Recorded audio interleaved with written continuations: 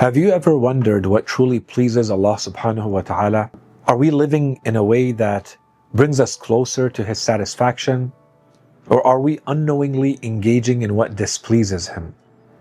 As we enter the final days of the holy month of Ramadan, and we start leaving the nights of destiny and decree, we are reminded that this is our opportunity to secure Allah subhanahu wa ta'ala's pleasure and to protect ourselves from anything that distances us from Him. Are we actively seeking to please Allah subhanahu wa ta'ala in our daily choices? Do we recognize the small actions that may lead to His displeasure?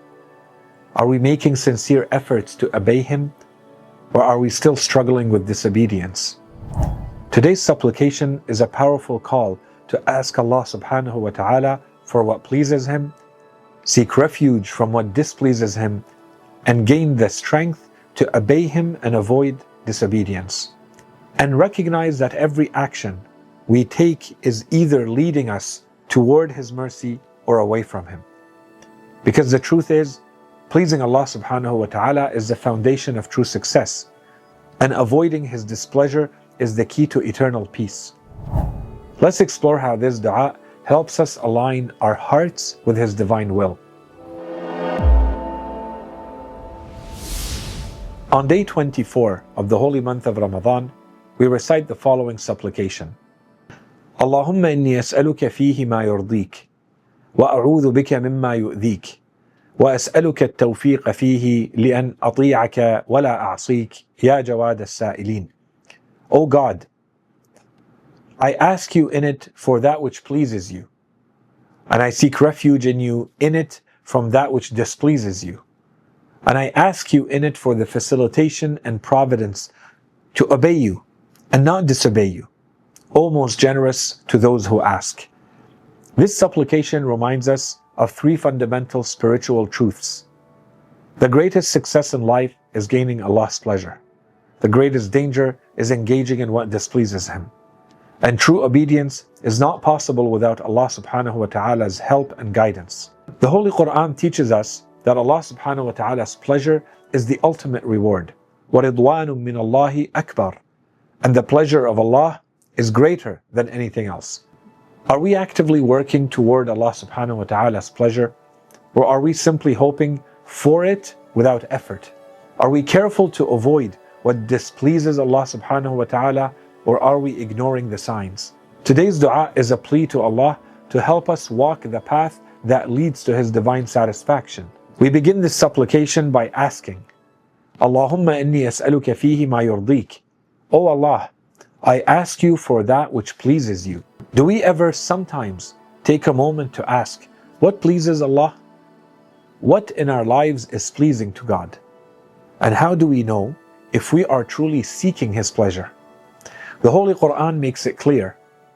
إن تكفروا فإن الله غني عنكم ولا يرضى لعباده الكفر وإن تشكروا يرضه لكم. If you ungratefully disbelieve, then God is indeed self-sufficient, free of any need of you. He's not pleased with ungrateful disbelief for His servants. But if you give thanks, He will be pleased with you. Gratitude is one of the greatest keys to earning Allah subhanahu wa ta'ala's pleasure. And true gratitude is not just in words, but in action, by fulfilling our duties and living righteously. Imam Ali, peace be upon him, teaches us the sign of Allah's satisfaction with His servant is the servant's satisfaction with what Allah subhanahu wa ta'ala has decreed for him. Are we content with what Allah subhanahu wa ta'ala has given us, or are we always seeking more? Are we grateful for His guidance, or do we take it for granted? This dua reminds us to ask for the ability to seek what truly pleases Allah subhanahu wa ta'ala in all aspects of our lives. The supplication then continues, وَأَعُوذُ بِكَ مِمَّا يُؤْذِيكَ.